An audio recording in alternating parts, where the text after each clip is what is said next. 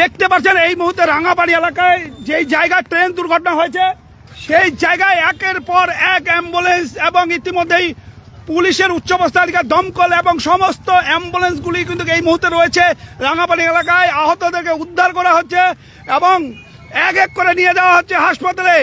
আপনারা দেখতে পাচ্ছেন আরেকটি অ্যাম্বুলেন্স ছুটে যাচ্ছে এই মুহূর্তে, কিন্তু আহতদেরকে নিয়ে এই মুহূর্তে কিন্তু আরও অ্যাম্বুলেন্সগুলি এগিয়ে যাচ্ছে। আমরা সেই ছবিও দেখাচ্ছি এই মুহূর্তে।